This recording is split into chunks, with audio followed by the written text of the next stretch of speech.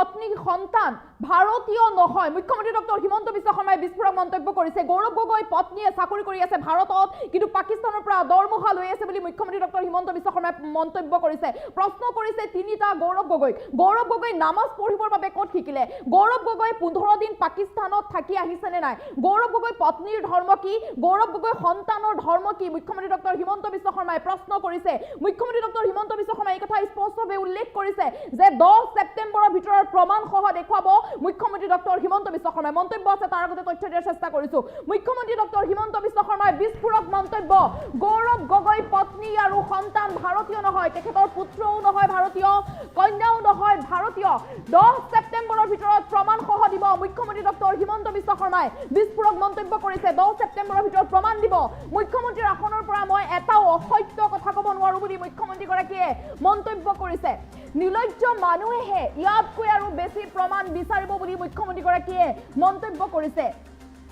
গৌৰৱ গগৈলৈ মুখ্যমন্ত্ৰী ডক্টৰ হিমন্ত বিশ্ব শৰ্মাৰ তিনিটা পোনপটীয়া প্ৰশ্ন বুলি মুখ্যমন্ত্ৰীগৰাকীয়ে উল্লেখ কৰিছে। 1 নম্বৰতে হৈছে গৌৰৱ গগৈ 15 দিন পাকিস্তানত থাকি আহিছেনে নাই, প্ৰথমটো প্ৰশ্ন। দ্বিতীয়টো প্ৰশ্ন হৈছে নামাজ পঢ়িবলৈ গৌৰৱ গগৈ ক'ত শিকিলে, সেই প্ৰশ্ন কৰিছে। আৰু 3 নম্বৰতে মুখ্যমন্ত্ৰী ডক্টৰ হিমন্ত বিশ্ব শৰ্মাই গৌৰৱ গগৈ প্ৰশ্ন কৰিছে যে গৌৰৱ গগৈ পত্নী আৰু সন্তানৰ ধৰ্ম কি, পুত্ৰৰ ধৰ্ম কি বা কন্যাৰ ধৰ্ম কি বা পত্নীৰ ধৰ্ম কি? গৌৰৱ গগৈ পত্নীয়ে ভাৰতত কাম কৰি পাকিস্তানৰ পৰা দৰমহা লৈ আছে বুলি মুখ্যমন্ত্ৰী ডক্টৰ হিমন্ত বিশ্ব শৰ্মাই মন্তব্য কৰিছে। মুখ্যমন্ত্ৰী ডক্টৰ হিমন্ত বিশ্ব শৰ্মাৰ বিস্ফোৰক মন্তব্য। মুখ্যমন্ত্ৰীগৰাকীয়ে স্পষ্টভাৱে এই কথা উল্লেখ কৰিছে যে ইয়াতকৈ আৰু কি প্ৰমাণ লাগে, ইয়াতকৈ আৰু নিলজ্জ মানুহেহে বেছি প্ৰমাণ বিচাৰিব বুলি উল্লেখ কৰিছে মন্তব্য। গৌৰৱ গগৈ পত্নী ভাৰতীয় নহয়, সন্তান ভাৰতীয় নহয়, তেওঁ ল'ৰা ছোৱালী ভাৰতীয় নহয় বুলি উল্লেখ কৰিছে মুখ্যমন্ত্ৰী ডক্টৰ হিমন্ত বিশ্ব শৰ্মাই। আৰু 10 ছেপ্টেম্বৰৰ ভিতৰত প্ৰমাণ সহ দিব মুখ্যমন্ত্ৰী ডক্টৰ হিমন্ত বিশ্ব শৰ্মাই। 10 ছেপ্টেম্বৰৰ ভিতৰতে প্ৰমাণ দিব বুলি উল্লেখ কৰিছে।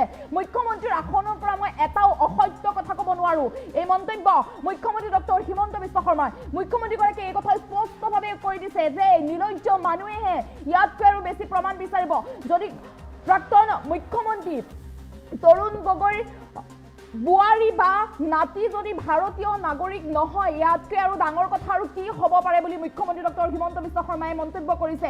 গৌৰৱ গগৈলৈ পোনপটীয়া তিনিটা প্ৰশ্ন মুখ্যমন্ত্ৰী ডক্টৰ হিমন্ত বিশ্ব শৰ্মাৰ। গৌৰৱ গগৈ 15 দিন পাকিস্তানত থাকি আহিছেনে নাই, এয়া হৈছে প্ৰথমটো প্ৰশ্ন। দ্বিতীয়টো প্ৰশ্ন কৰিছে মুখ্যমন্ত্ৰী ডক্টৰ হিমন্ত বিশ্ব শৰ্মাই যে নামাজ পঢ়িবলৈ গৌৰৱ গগৈ ক'ত শিকিলে, অসমততো এনে শিক্ষা নিদিয়ে বুলি উল্লেখ কৰিছে মুখ্যমন্ত্ৰী ডক্টৰ হিমন্ত বিশ্ব শৰ্মাই। 3 নম্বৰতে সুধিছে গৌৰৱ গগৈ পত্নীৰ ধৰ্ম কি বা গৌৰৱ গগৈ ল'ৰা ছোৱালীৰ ধৰ্ম কি, প্ৰশ্ন কৰিছে পোনপটীয়াকৈ গৌৰৱ গগৈলৈ মুখ্যমন্ত্ৰী ডক্টৰ হিমন্ত বিশ্ব শৰ্মাই। মুখ্যমন্ত্ৰী ডক্টৰ হিমন্ত বিশ্ব শৰ্মাই এই কথা স্পষ্টভাৱে উল্লেখ কৰিছে যে গৌৰৱ গগৈ পত্নীয়ে ভাৰতত কাম কৰি আছে, কিন্তু পাকিস্তানৰ পৰাহে দৰমহা লৈ আছে, পাকিস্তানৰ NGOৰ পৰা দৰমহা লৈ আছে। এই মন্তব্য মুখ্যমন্ত্ৰী ডক্টৰ হিমন্ত বিশ্ব শৰ্মাৰ। বিস্ফোৰক মন্তব্য কৰিছে। কেৱল এয়াই নহয়, মুখ্যমন্ত্ৰী ডক্টৰ হিমন্ত বিশ্ব শৰ্মাই উল্লেখ কৰিছে যে 10 ছেপ্টেম্বৰৰ ভিতৰত প্ৰমাণ দিব, এই সকলোবোৰৰ প্ৰমাণ দিব কেৱল 10 ছেপ্টেম্বৰ, অপেক্ষা কেৱল 10 ছেপ্টেম্বৰলৈ। মুখ্যমন্ত্ৰী ডক্টৰ হিমন্ত বিশ্ব শৰ্মাৰ বিস্ফোৰক মন্তব্য।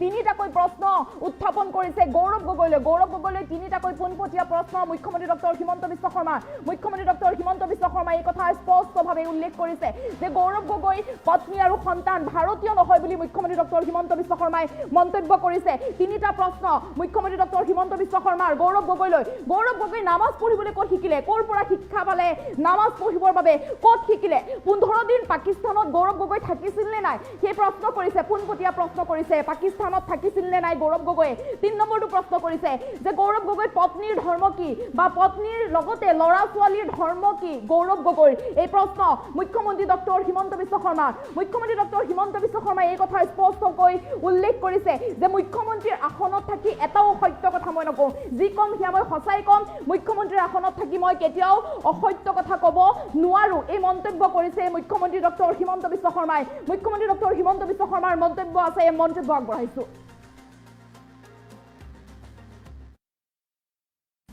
এজন প্ৰাক্তন মুখ্যমন্ত্ৰীৰ ল'ৰা 3টা কথা কৈ দিলে হ'ল যে পাকিস্তানত মই গৈছিলোঁ নে নাই, সেইটোকে অকাই পকাই কিয় থাকে? পাকিস্তানত যোৱা নোযোৱাৰ কথা সুধিলে তেওঁ পেহেলগামৰ কথা কয়। মানুহবিলাকতো বুৰ্বক নহয়, যোনে TV চাইটো বুজিয়ে পায় যে ই চিধা কথা ক'ব খোজা নাই। 15 দিন পাকিস্তানত থাকি অহাটো হয় নে নহয়? ইমান ধুনীয়াকৈ নামাজ পঢ়িব ক'ত শিকিলে? আমাৰ অসমত আৰু ভাৰততো ট্ৰেইনিং ইনষ্টিটিউট নাই। চ' 15 দিনতে নামাজ পঢ়ি আহিলে নেকি? আপোনাৰ পত্নীয়ে পাকিস্তানৰ NGOৰ পৰা দৰমহা লৈ ভাৰতত যদি কাম কৰে, তাতকৈ পাকিস্তানী এজেণ্ট বুলি আৰু কিবা ডাঙৰ প্ৰমাণ লাগে নেকি? মই কাম কৰিছোঁ ভাৰতত, মোৰ দৰমহা আহিছে পাকিস্তানৰ পৰা, তাৰ বাদে আৰু কি লাগে? লাষ্টত মই ইমান দিন আৰু এটা কথা নোকোৱাকৈ ৰাখিছিলোঁ যে আপোনাৰ পত্নীৰ নাগৰিকত্ব কি আছে কি নাই বাদ দিয়ক, আপোনাৰ ল'ৰা আৰু ছোৱালীটোৰ নাগৰিকত্ব কি, এই কথাটো আপুনি ৰাইজক কওক। ধৰ্ম কি মই পিছত সুধিম।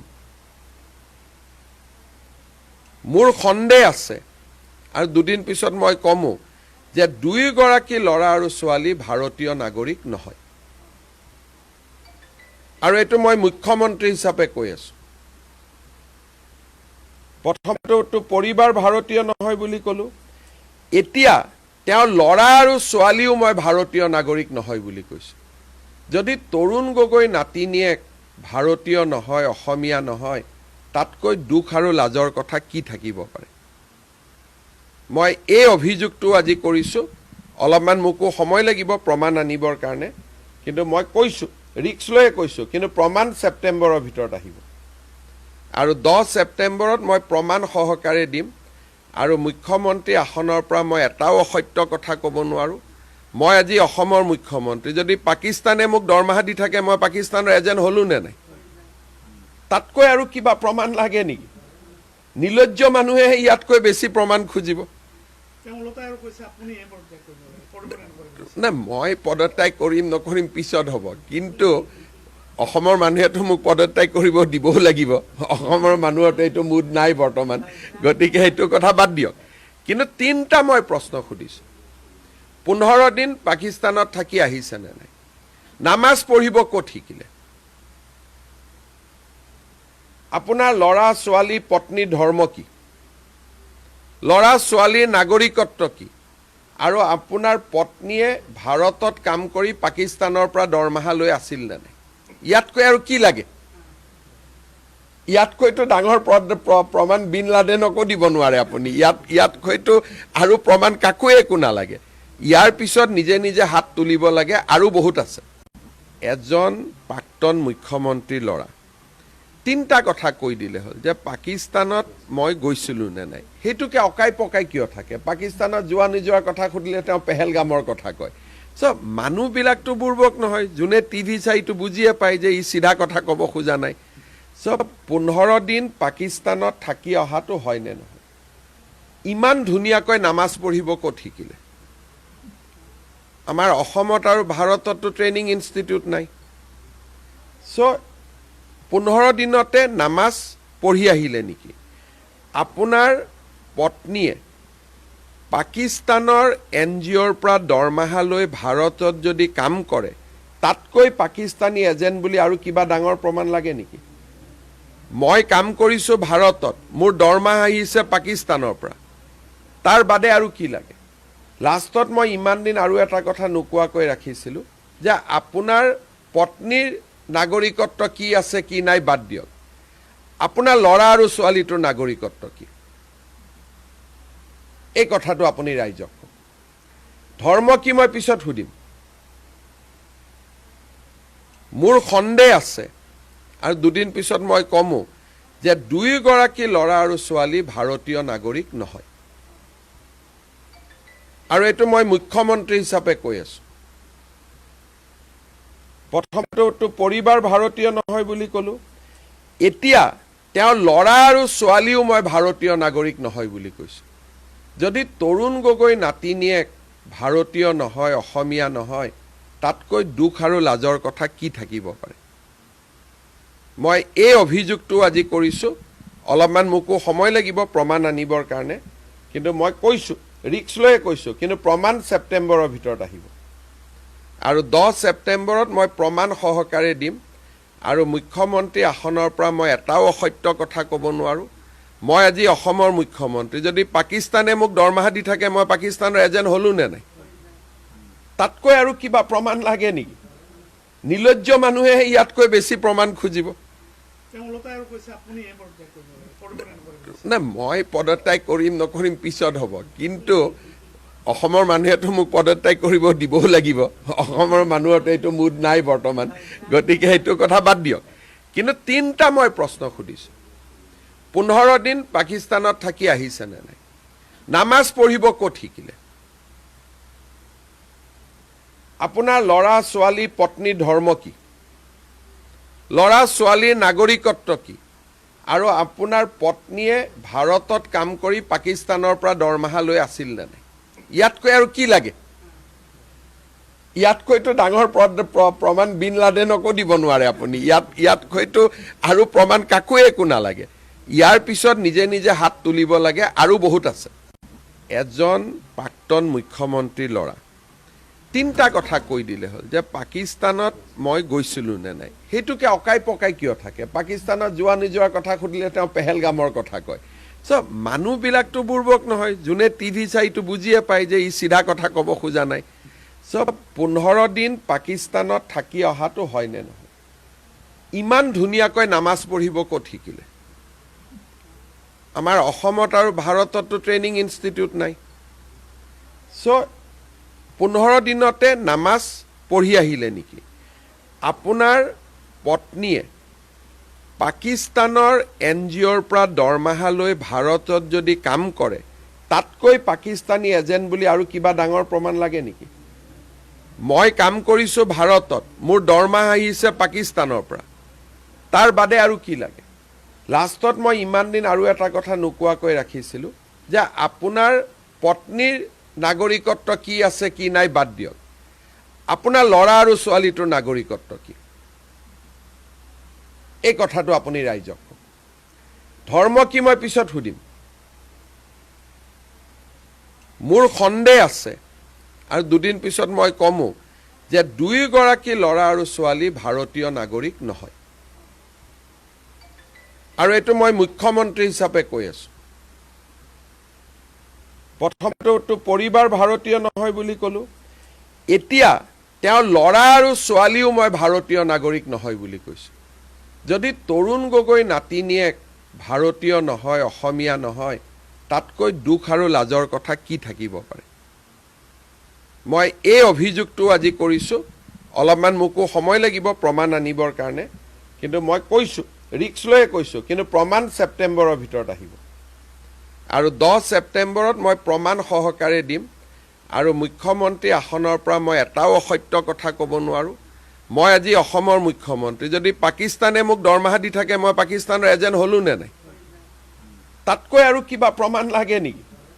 নিৰ্লজ্জ মানুহে ইয়াতকৈ বেছি প্ৰমাণ খুজিব।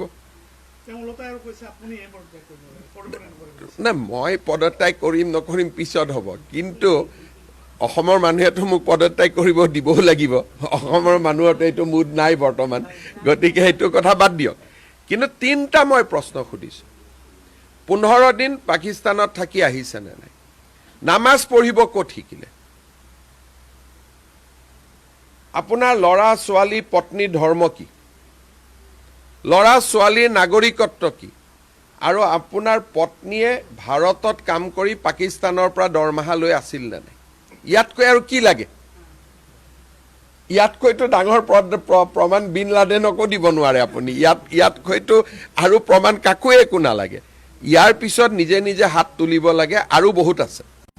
এজন প্ৰাক্তন মুখ্যমন্ত্ৰীৰ ল'ৰা তিনিটা কথা কৈ দিলে হ'ল যে পাকিস্তানত মই গৈছিলোঁ নে নাই। সেইটোকে অকাই পকাই কিয় থাকে? পাকিস্তানত যোৱা নোযোৱাৰ কথা সুধিলে তেওঁ পেহেলগামৰ কথা কয়। চ' মানুহবিলাকতো বুৰ্বক নহয়, যোনে টিভি চাইটো বুজিয়ে পায় যে ই চিধা কথা ক'ব খোজা নাই। চ' 15 দিন পাকিস্তানত থাকি অহাটো হয়নে নহয়? ইমান ধুনীয়াকৈ নামাজ পঢ়িব ক'ত শিকিলে?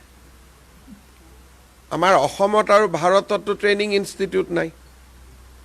চ' 15 দিনতে নামাজ পঢ়ি আহিলে নেকি? আপোনাৰ পত্নীয়ে পাকিস্তানৰ NGOৰ পৰা দৰমহা লৈ ভাৰতত যদি কাম কৰে, তাতকৈ পাকিস্তানী এজেণ্ট বুলি আৰু কিবা ডাঙৰ প্ৰমাণ লাগে নেকি? মই কাম কৰিছোঁ ভাৰতত, মোৰ দৰমহা আহিছে পাকিস্তানৰ পৰা, তাৰ বাদে আৰু কি লাগে? লাষ্টত মই ইমান দিন আৰু এটা কথা নোকোৱাকৈ ৰাখিছিলোঁ যে আপোনাৰ পত্নীৰ নাগৰিকত্ব কি আছে কি নাই বাদ দিয়ক, আপোনাৰ ল'ৰা আৰু ছোৱালীটোৰ নাগৰিকত্ব কি, এই কথাটো আপুনি ৰাইজক কওক।